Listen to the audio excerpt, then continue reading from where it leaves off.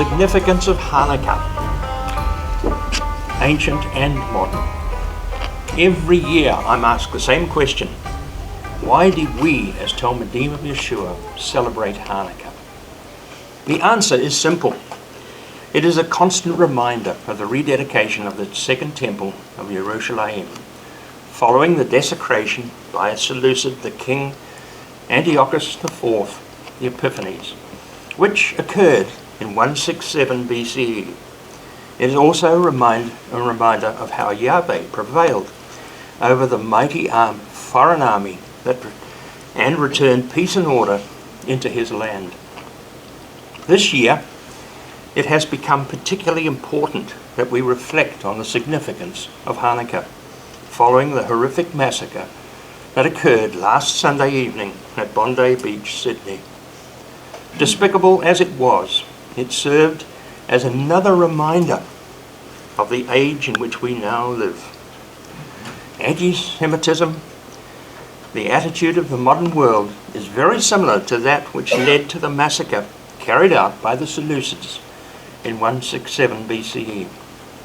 We are now seeing how the greater majority of the Western world, which itself is built on modern expression of Hellenism, has turned upon Israel by constantly demanding that the land Yahweh promised to Avraham be shared with a non-state that has one purpose for the existing purpose for the destruction and the removal of all traces of the Jewish people from both the land of Eretz-Yisra'el and from the rest of the world.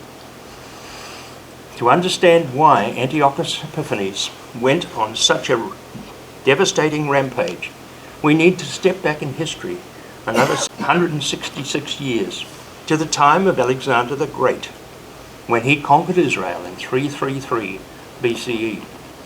He rode into Yerushalayim and was met by God's ordained Kohen Gadol, or high priest, Simeon the Just, who, according to the words of the Talmud, met Alexander dressed in his priestly robes. And as Alexander approached Yerushalayim, he descended from his chariot, bowed respectfully before him.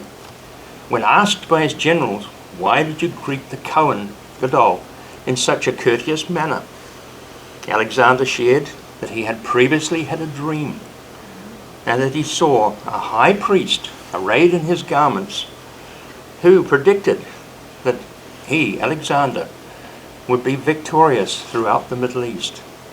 However, Alexander still demanded that a statue of himself be placed in the temple, and Simeon the Just explained how it was impossible so instead he promised that all the sons born to his fellow priests in that year would be named Alexander. So the temple was spared desecration and the abuse at the hand of Alexander.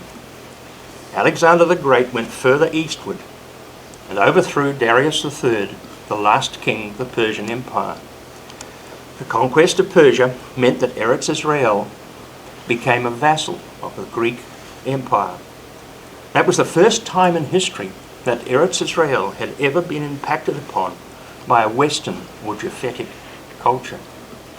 However, within 10 years, Alexander died in Babylon, the city he had planned to make his capital of his vast empire in the east. But as the prophet Daniel foretold in chapter 11, when speaking about Alexander, he said, "A powerful king will appear and will rule a vast nation and do whatever he pleases. But once he appears, his kingdom will be broken up and divided to the four winds of heaven. It won't be inherited by his descendants. It won't even be ruled with power that he had, because his kingship will be uprooted and will pass to others." Those prophetic words were fulfilled following the death of Alexander, when history shows that his empire was divided between his four generals. However, Eretz-Yisra'el and the people of Yehudah were permitted to continue practicing their own religion in accordance with the commands of Torah. Even though Alexander's empire had initially been divided between the four generals, It was only a short time before the Greek Empire consolidated into two distinct factions, one with Ptolemies ruling Egypt and North Africa, and the Seleucids ruling the northern and the eastern regions from Antioch in Syria, with Eretz-Yisra'el sandwiched between those two opposing forces. As the generations passed, many of the elite of Yerushalayim became deeply enamored with the newfound culture of Hellenism, which surrounded them on all sides. Then, in 175 BCE, following the ascension of Antiochus Epiphanes as king of the Seleucids, he installed Jason as Cohen Gadol in place of Antiochus III. The reason for making that unauthorized political appointment was because Antiochus feared the alliance that would develop between Yehudah and Egypt that would threaten his control over Eretz-Yisra'el. And just 4 years later, Jason's role as Cohen Gadol was also brought to an abrupt end when he sent Menelaus, a close relative, to deliver the annual tribute to Antiochus. During his visit, Menelaus seized the opportunity to outbid Jason for the priesthood. The result was that Menelaus was confirmed as the Cohen HaGadol. As part of his plot to obtain the priesthood, Menelaus made it known to Antiochus that there was an extensive deposit of gold and silver in the stores of Yerushalayim's temple treasury. That information becomes important, as we will soon see. Now, it must be remembered that the Torah required the role of Cohen Gadol to pass down the line of Avraham through his third son Eleazar. Hence, Jason was not rightful heir to the role. But as Antiochus III had been murdered, apparently under the orders of Antiochus, because he was actually favouring Egypt and Ptolemy rather than Antiochus, he had him removed out of the way. And his son, Antiochus IV, fled to Egypt. So the continuation of the priestly line of Aaron was broken. Around that time, Antiochus waged war against Ptolemy in Egypt.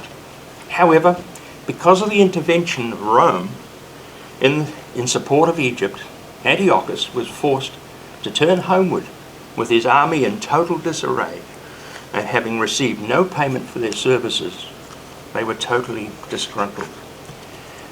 On his homeward journey, Antiochus remembered how Menelaus, when offering his bribe for the role of Cohen Gadol, had made known that there was great wealth in the Jerusalem temple treasury. So having been defeated by Ptolemy, Antiochus took advantage of the civil unrest in Yehudah and sacked the temple, stripping out of it gold and silver, took all the equipment, including the menorah, and all the equipment, cleaned out the whole treasury, and laid waste to the people, the livestock, in and around the city, before returning to Antioch in Syria.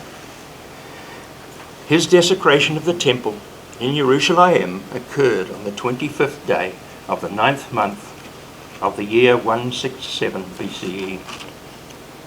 3 years of Seleucid domination followed the desecration of the temple and its altar, which through our readings this morning we saw a snapshot of how the conditions were during those 3 years when the temple lay in a desecrated state. In the same time, many other nations were also subjugated to the tyrannical forces of Antiochus. But Yehudah was different. While surrounded by nations who were willing to adopt the culture of Hellenism, Yehudah stood apart from all the nations in spite of their priesthood having bowed to the whims of Hellenism. So the religious differences became the focal point of Antiochus's rage. He demanded Menelaus and the other Kohanim to profane the altar by sacrificing pigs, and forbade the gathering of people to observe Shabbat and the Moedim.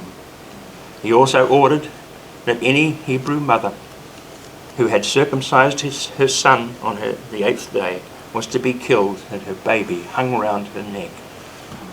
And next, the Seleucids continued imposing their tyrannical rule on every small town surrounding Yerushalayim. And as we read in 1 Maccabees chapters 2 and 3, we see the greater details of that.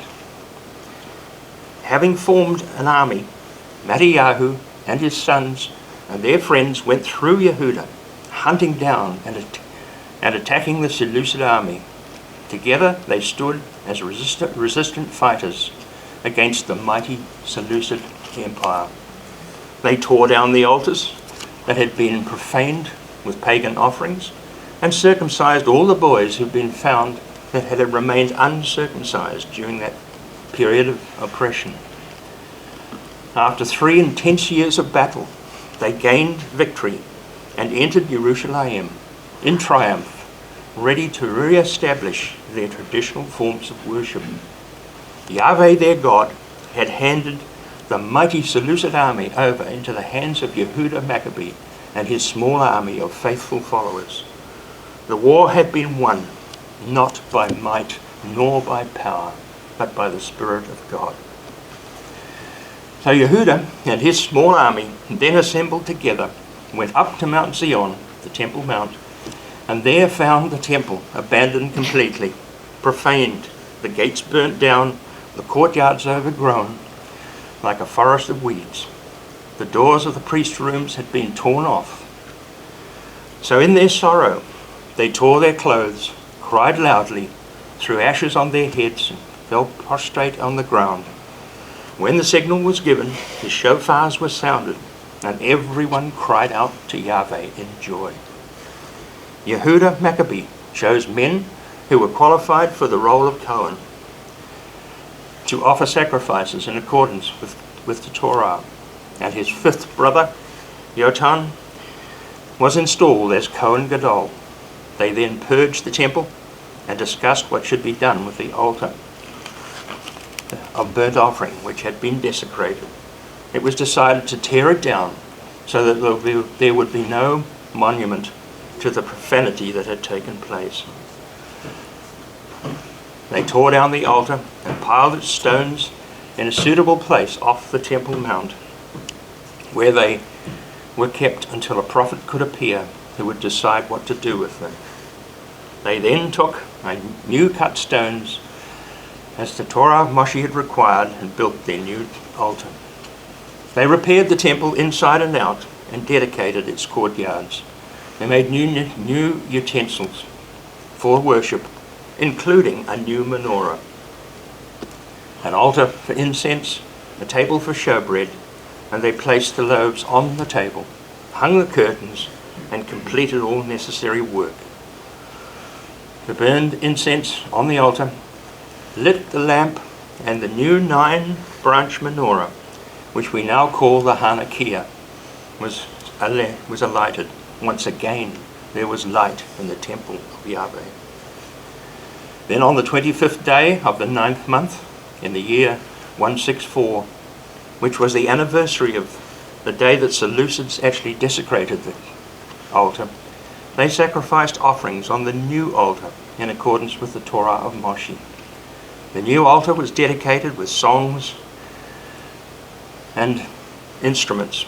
All the people prostrated themselves on the ground and worshipped in praise, for Yahweh had given them victory over their enemies. For 8 days they celebrated the rededication of the altar. With great joy they brought burnt offerings, fellowship offerings, and thanksgiving offerings. They dedicated the front of the temple with gold crowns and shields, rebuilt the gates, put the doors back on the priests' rooms, and then the people of Yehudah had removed the shame of the Seleucids, and everything was a great celebration. Y'hudah Maccabee and his brothers, along with the entire community of Israel, decreed right there and then that the dedication of the altar was to be celebrated with a festival of joy and gladness at the same time each year. beginning on the 25th day of the 9th month. That was to be the festival lasting for 8 days. Then they built a high wall, a strong tower, in around the inner court, so that no Gentile could come in and trample it down and defile it yet again. Y'hudah also placed a detachment of soldiers to guard the temple. He also fortified the city of Beit Zacchiah, where the final battle against the Seleucids had taken place. The town provided the people with a fortress facing Idumea as a protection from the tribes of the south. Now, when Antiochus Epiphanes heard the news that his army had been defeated by a small rebel army, he was so dumbfounded and shaken that he retired in a fit of depression, not believing his aspirations for a world empire had turned out to be a complete failure. He remained ill for an unstated period as waves of depression swept over him, until realizing he was going to die, he then called upon all those whom he called friends of the king and said to them, "I cannot sleep. My heart is broken with grief and worry. At first I asked why these great waves of trouble have swept over me, since I've been kind and well liked by everyone in my reign. But then I remembered the wrong I did when I took the silver and gold objects from the temple and tried without any good reason to destroy the inhabitants of Judea. I know this was why all these terrible things are happening to me, and I am about to die in deep despair." Totally humiliated, he gave his crown, his robe, his official ring, and other instruments to the rulers, and instructions to educate his son, Antiochus V, and to raise the boy to be king. Antiochus IV died sometime in the year 164, the same year that the temple in Jerusalem was rededicated. When it was learned that the king had died, they crowned his young son and made him king in place of his father. He gave Antiochus V the name of Eupator. Following the death of Antiochus IV, his commander, Lysias, became commander of the external affairs of the Seleucid Empire as Antiochus V continued to grow into his role as king. As Lysias made a political pact with the Maccabees and allowed restoration of religious freedom for the people of Y'hudah. So when we look back towards the days of Jason and Menelaus, we see their self-serving desires to obtain the role of Kohen Gadol by selling themselves to the whims of Antiochus Epiphanes, and the culture of Hellenism led the people of Y'hudah far away from the principles of Torah and away from Yahweh himself. So why did Yahweh allow Jason and Menelaus time and ability to corrupt the people of Y'hudah the way they did?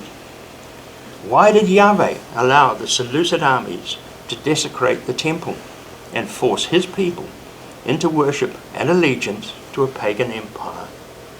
Why did Yahweh allow 3 years of chaos and despair to suddenly bring the whole situation to an abrupt end? During that period, Yahweh allowed the temple and the altar, the sacrificial system and everything to be totally profaned. Only after 3 years did he enable Y'hudah Maccabee and his small guerrilla army to conquer and overcome the might of the Seleucid army and re-establish life in Israel in accordance with Torah. There is no answer given in the writings that surround the scriptures, but the words of Moshe himself ring out clearly through history, particularly the words of Devarim or Deuteronomy, which in numerous verses lays out what would become of Israel if they failed to follow Torah and the commands of Yahweh. The people of Y'hudah learnt a very hard lesson during the reign of Antiochus Epiphanes. Suffice to say that the pattern was clearly similar to the years between the 10th of June 1967 and 7th of October 2023. The massacre that was unleashed on the 7th of October was the result of years of assimilation by so many, particularly within the judicial and the military wings of the Israeli government. Their sole focus was aligned directly with the democratic ambitions of the Western world.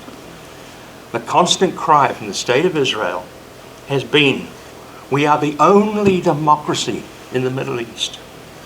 But they constantly failed to draw attention to the origins of their existence as a nation, which of course was predicated on the covenant Yahweh made with Abraham 4,000 years earlier. Israel has suffered extensively at the hands of not only Hamas and Hezbollah and the other Iranian proxies, but also the constant prodding of the Palestinian authorities, who have constantly demanded the total destruction of the state of Israel. While all that has been happening, many nations, under the umbrella of the United Nations, have constantly pressured Israel to agree to a two-state solution with a non-nation that has only one goal in mind: to remove Israel from the whole territory of Eretz-Yisra'el. When we consider all the atrocities that occurred under the kingship of Antiochus Epiphanes, with the current situation over Gaza and the so-called West Bank conflicts, we can see that Yahweh has never abandoned his people. He has only ever severely disciplined them because of their constant desire to be like the nations and seek after the Hellenistic lifestyle. Whether in Eretz-Yisra'el itself or whether in the Hellenistic diaspora, the situation has always been the same.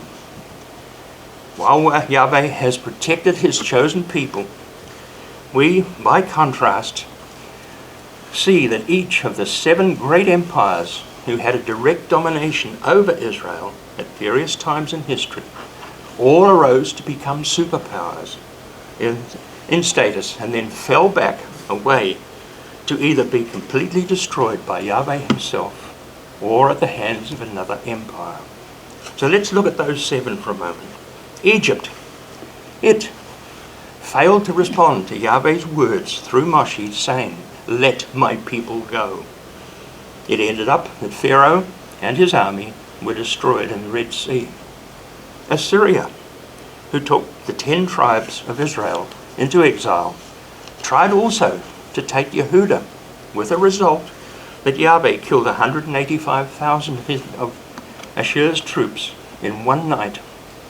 Then Yahweh himself used Babylon to destroy the remains of that empire. Babylon was used by Yahweh to destroy the first temple, where they themselves were actually destroyed by Cyrus the Mede, who dammed up the Euphrates River and entered into an impenetrable Babylon in the final year of the Babylonian king, who was profaning the utensils from the Jerusalem temple during a drunken orgy.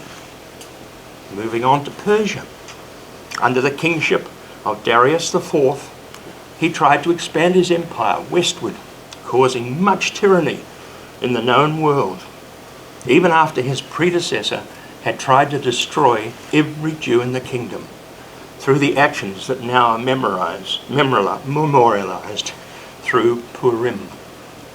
Moving on to Greece, which first split into 4 separate regions after the death of Alexander the Great. Ended up being further split into 2 warring factions, Ptolemy in Egypt and the Seleucids in Syria.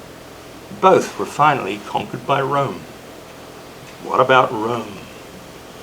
While finally bowing to Christianity and splitting into 2 factions, Roman and Byzantine, which were both overpowered by forces from within the Roman Empire itself, was never completely destroyed. Instead, it morphed into many smaller nations during the medieval era and latterly into the nations of modern Europe.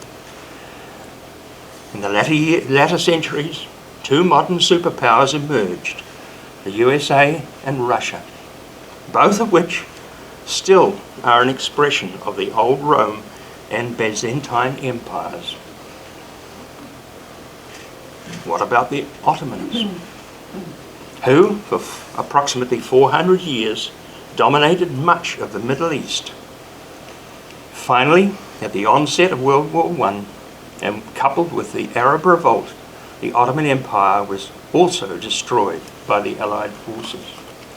Which brings us to the modern situation where we now have 200 or thereabouts small national groups together making up an eighth empire, which claims that its role in the world affairs is to be a peacemaker in the 20th and 21st centuries.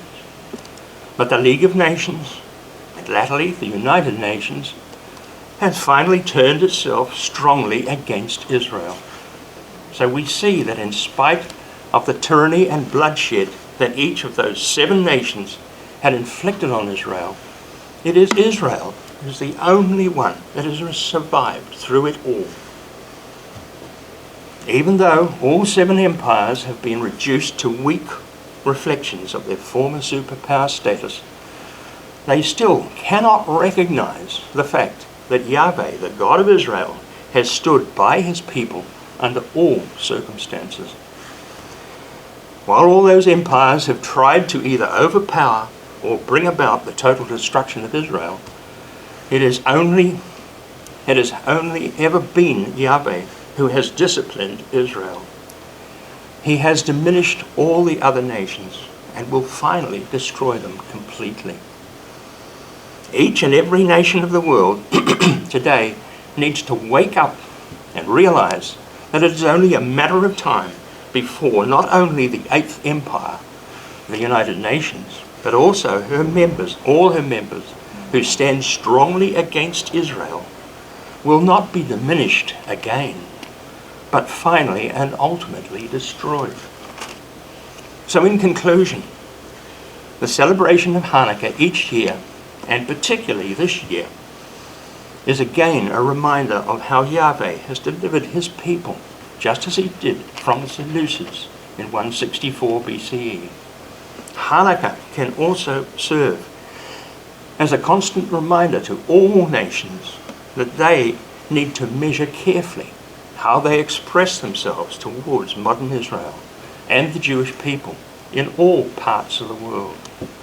Because history shows clearly that whoever punishes Israel will be severely punished by Yahweh in return.